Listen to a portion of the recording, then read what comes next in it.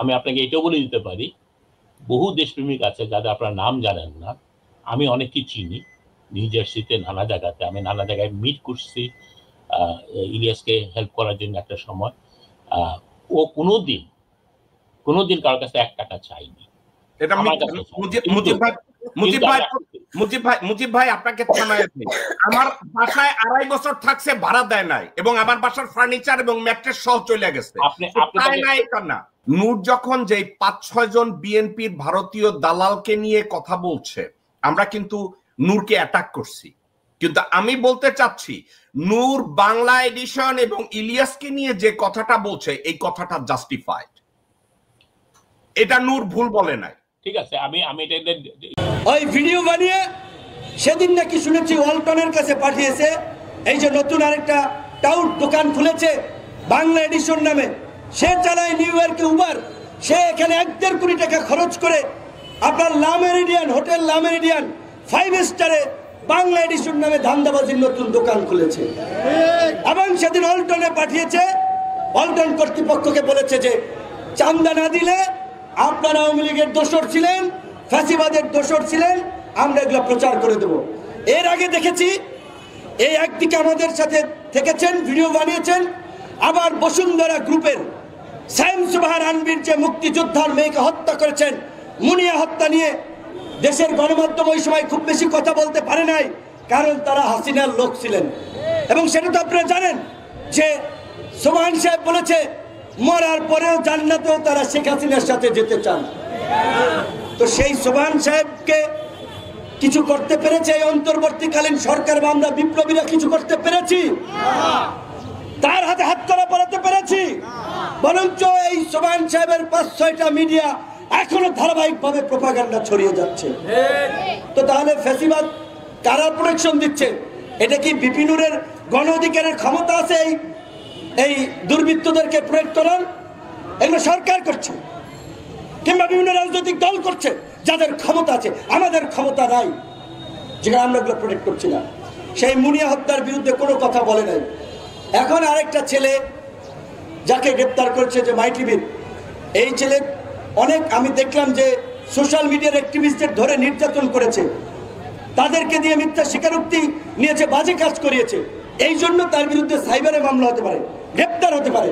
কিন্তু যখন একটা গণমাধ্যম কিছুদিন আগে জনকণ্ঠ দখল করেছে, ভাগ বাটোয়ারা করে, সেখানে বিএনপির প্রতিনিধি ছিল, জামাতের লোক ছিল, এনসিপির লোক ছিল, গণ অধিকারের লোক ছিল, সেটা নিয়ে কথা বলায় মাই টিভিও দখল করতে গিয়েছে, সেইটা নিয়ে কথা বলে এখন আমাদের ভিডিও বানায় রাজনীতি খাইয়ে দেবে। এত আম্মকের দল, তারা ভিডিও বানায় আমাদের রাজনীতি খাইয়ে দেবে। আমাদের রাজনীতি এত সস্তা? হ্যাঁ, বিপিন নূর তার ভাষণে একটা কথা বলেছে, সে শুধু ভারতীয় তল্পি বাহকদেরই সে চিহ্নিত করে না, প্রোটেক্ট করে না, কিন্তু 2-3টা জিনিস সে ব্যাখ্যা করেছে। এই 2-3টা জিনিসকে আমি চাইলেও ইগনোর করতে পারবো না।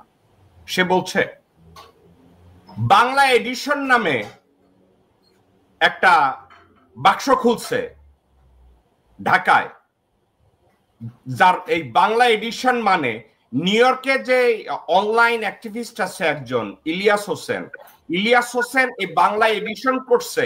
এই বাংলা এডিশনের বনানী অফিসের মাসিক ভাড়া 3.5 লক্ষ না 4 লক্ষ টাকা, এবং লা মেরিডিয়ান হোটেলে এক রাত্রে সেখানে প্রায় 11 লক্ষ টাকা না 7 লক্ষ টাকা না 5 লক্ষ টাকা বিল দিচ্ছে। নূর বলছে ইলিয়াস হোসেন নিউ ইয়র্কে রিক্সা চালায় বা ট্যাক্সি চালায়, সে কিন্তু রিক্সাওয়ালাদের অপমান করে নাই, ট্যাক্সি যারা চালায় নূর কিন্তু তাদেরকে অপমান করে নাই। নূর বলছে তুমি মিয়া প্রত্যেকটা ভিডিওতে আইসা কও যে আমি নিউ ইয়র্কে কষ্ট কইরা রিক্সা ট্যাক্সি চালাই, তাইলে তুমি বাংলা এডিশনের প্রত্যেক মাসে 4 লক্ষ টাকা ভাড়া তুমি কোথা থেকে দাও? এবং লা মেরিডিয়ানে এক রাতে তুমি কি কইরা 15 লক্ষ টাকা 20 লক্ষ টাকা খরচ কইরা পার্টি দাও? নূরের এই কথাটা ছিল। নূরের এই কথাটাকে আপনি কিভাবে মূল্যায়ন করবেন? এই কথাটাকে কি আপনি অ্যাভয়েড করতে পারবেন যে ইলিয়াস হোসেন দুর্নীতির সাথে জড়িত? ইলিয়াস হোসেন সংক্রামক একটা ব্যাধি, একদিকে ইন্ডিয়ান বিরোধী কথাবার্তা বলে, একদিকে সততার কথা বলে, আর একদিকে ভণ্ডামি করে। নূরের কথাটা ছিল এইটা। নূরের এই কথাটাকে আপনি কিভাবে মূল্যায়ন করবেন? আমি নূরের কথাটাই নূরকে দিয়ে বলি। যেমন নূর যখন এক সময় দেশের এবং বিদেশের আমরা যারা ছিলাম, আপনি এখানে আমরা চারজনই এখানে আছে এবং আমরা চারজনই বলছি কোনো রকম ভাবে আমরা তাকে আর্থিকভাবে সাহায্য করেছি, এবং আমাদের মতো হাজার হাজার বিদেশে থাকা দেশপ্রেমিক আছে যারা নূরকে ওই সময় মনে করেছিল নূর একটা পারফেক্ট আমাদের ওই আপনার আওয়ামী শাসনের বিরুদ্ধে একটা নেতৃত্ব দিচ্ছে, আমরা সমর্থন দিচ্ছি। ইলিয়াস হোসেনকে আমি পার্সোনালি চিনি, অত্যন্ত ঘনিষ্ঠভাবে চিনি। আমি ইলিয়াস হোসেনকে দুটো কথা বলে আগে এখানে যাওয়ার আগে, ইলিয়াস হোসেন একা যে কাজগুলো দেশের জন্য করেছে, নূরের পার্টি এবং নূরের মতো হাজারো এরকম রাজনৈতিক নেতা তা করতে পারেননি। ইলিয়াস হোসেন, কনক সরোয়ার, পিনাকি ভট্টাচার্য, আপনি এবং আপনার মতো আরো যারা বিদেশে বসে যে কাজগুলো সময় দিয়ে যে কাজগুলো করছে, কোনো পয়সার জন্য করতেছেন, দেশপ্রেমের জন্য করতেছেন, এবং ওরা যে কাজগুলো করছে, বিশেষ করে ইলিয়াস হোসেন গ্রেনেড হামলা থেকে শুরু করে আপনার বিডিআর হত্যা থেকে শুরু করে যতগুলো কাজ সে করছে, যেভাবে সে তুলে ধরছে জিনিসগুলোকে, এটা বাংলাদেশে হিস্ট্রিতে কোনো সাংবাদিক, কোনো রাজনীতিবিদ কেউ এটা করতে পারেনি, এক নম্বর।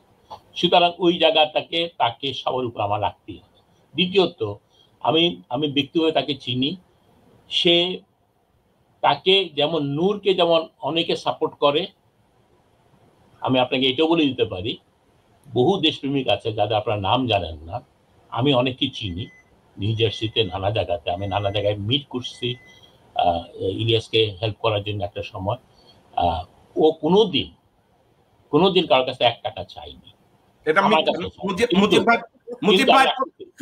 মুজিব ভাই আপনাকে থানায় আমার বাসায় 2.5 বছর থাকছে, ভাড়া দেয় নাই, এবং আমার বাসার ফার্নিচার এবং ম্যাট্রেস সহ চলে গেছে।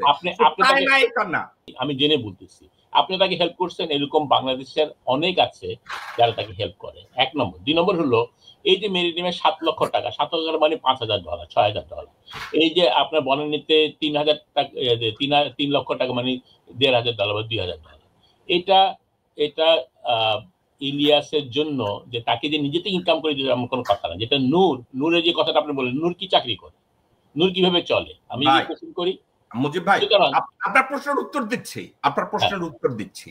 একটা দুর্নীতি দিয়ে অন্য একটা দুর্নীতিকে আমরা কোশ্চেনও করব না, জাস্টিফাইও করব না।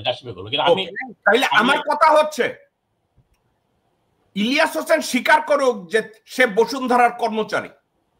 আমি জানি নিজে বসুন্ধরা শাহ আলম ওই বনানীর ওইটার ভাড়া দেয়, এবং আনভির এবং সানভির তারা একত্র হইয়া এই লা মেরিডিয়ানের বিল দিছে। ইলিয়াস হোসেন বলুক যে আমার ফাইন্যান্সার বসুন্ধরা, তাইলেই তো প্রবলেমটা মিটা গেল।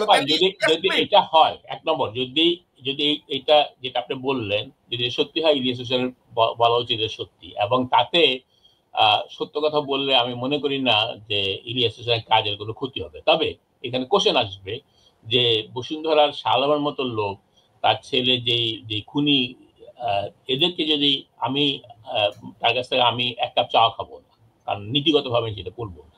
হ্যাঁ, আমি আশা করব ইলিয়াস হোসেন যেখানে আজকে নিজেকে নিয়ে আসছে সে এটা করবে না, যদি করে থাকে এটা দুঃখজনক।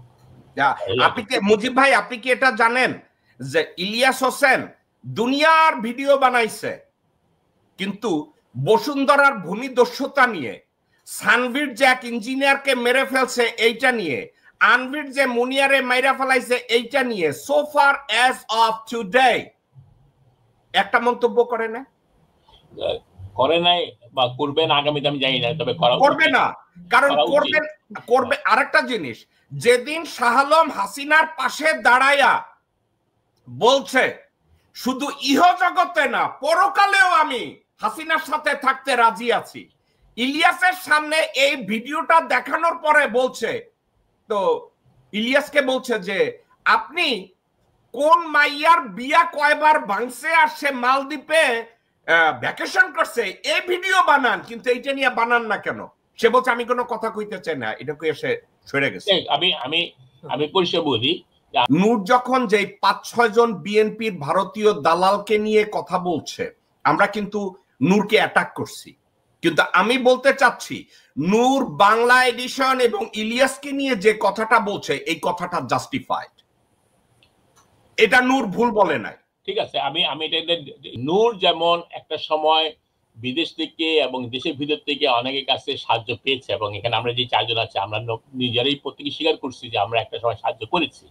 একইভাবে আমি বলছি যে ইলিয়াস এবং আরো অনেকেই যারা অ্যাক্টিভিজম করে এবং দেশের জন্য কাজ করে, দেশপ্রেমিক, তাদেরকে এইভাবে অনেক দেশপ্রেমিক নাম জানা যারা আপনার এখানে আসে না, তারা অনেকেই হেল্প করছে। সেটা আমি মুজিব ভাই, আমি আপনাকে মুজিব ভাই আপনাকে এবং ডক্টর শওকত আলীকে আমি একটু জিজ্ঞাসা করি, আপনি কি মনে করেন যে অনলাইন অ্যাক্টিভিজমের মধ্যে এইখানে বৈশা আমরা যদি ভিডিও বানাই, এডিট করি এবং ওইটা পোস্ট করি, এটা অফকোর্স অ্যাক্টিভিজম, কিন্তু আপনি কি কখনো দেখছেন ইলিয়াস হোসেন, কনক সরোয়ার বা পিনাকি ভট্টাচার্য কোনো একজন ফরাসি রাজনীতিবিদ অথবা পাবলিক অফিসিয়ালকে একটা ইন্টারভিউ করছে? ইলিয়াস হোসেন কি একটা ইন্টারভিউ করছে এখানকার কোন জায়গায়? কনক সরোয়ার কি এদের কাউকে একটা ইন্টারভিউ করছে?